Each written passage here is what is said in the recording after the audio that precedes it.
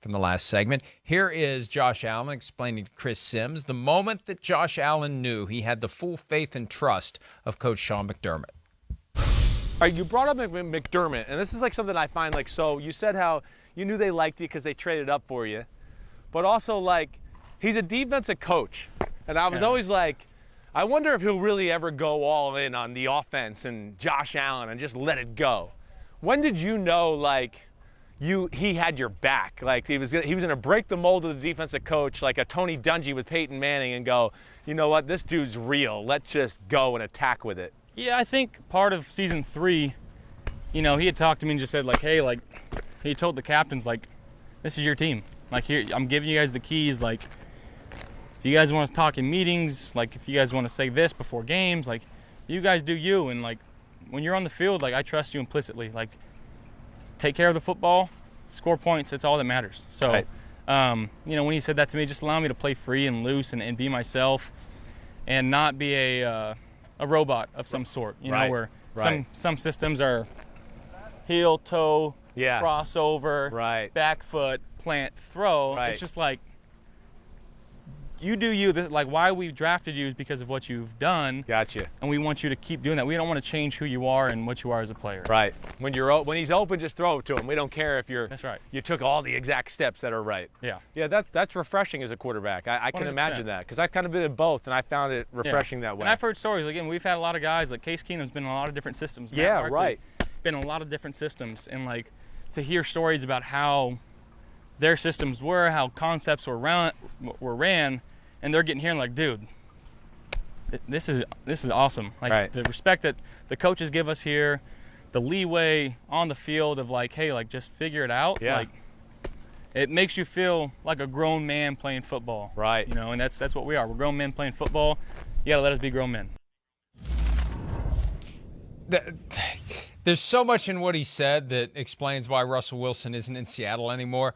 This is exactly what Russell Wilson is looking for. And for all the people out there who, whenever I say Wilson wanted to play for a team where the offense runs through him, and they say every offense runs through the quarterback. Well, no, it doesn't. The Bills decided after the first 2 years with Josh Allen, he's good enough, he's smart enough, he's talented enough. Just let him go do his thing. Let this guy blossom. He knows what he's doing. We don't have to micromanage him. We don't have to make him fit into our system. We'll make our system fit around him. That's right. That's the key. Not every guy can do that, but when you have a guy who can do that, yeah, can you recognize it and do it and let him go? It. Right, exactly. It is. And I think it's one of the unspoken things about Josh Allen is his brains and that aspect of him. We all look at him and go, oh, he's just a big, lovable guy who makes plays and – but this is a guy that's extremely intelligent. You talk to anybody. I just know even in the pre-draft process, the teams that did like the advanced psychology stuff, Josh Allen was like blew it away.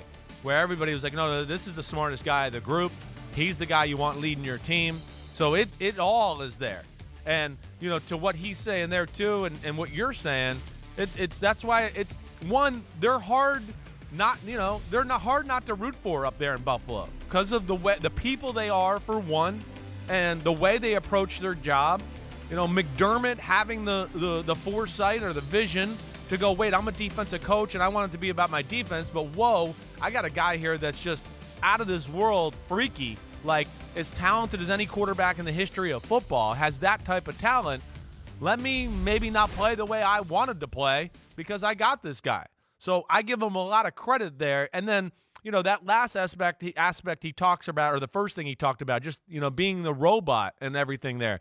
Yeah, there's certain systems where, Mike, this play we want a 7-step drop. And when you get to the 7th step, if the first read's not open, on the first hitch, we want you to go to the second read. But you're going, there's so many times in those type of offenses where you drop back, you take a 7-step drop, and you go, okay, well, I'm hitting step 7, the guy's not open, but I can see he's going to be open, so I want to take another hitch or two because it's about to happen. But, you throw it in practice and it gets completed, and then the coach goes, well, why? You're on your second hitch. Why'd you stay there? You got to stay true to your feet. And, I wanted to always, in some of those systems, and got to be a part of a system that he's talking about with Josh McDaniels a little bit, where it was like, wait, I played enough football here to where I knew that guy was coming open. Screw your exact steps formula. We got a 20-yard completion here. What, are we going to leave it there just because we listened to the steps and we took the check down for 5? And that's where I think that's really cool about that offense, McDermott and Brian Daboll and what they kind of entrusted into Josh Allen.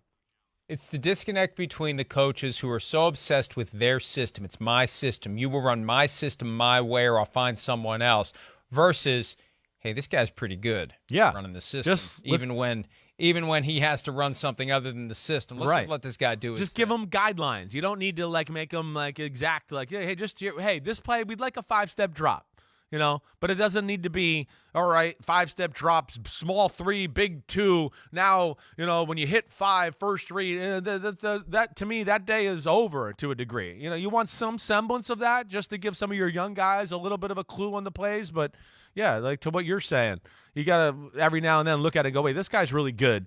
We don't need to teach him every little thing. Let's let his natural just talent and feel of the game come out. And that's, to me, what McDermott did and what Andy Reid has done with Mahomes.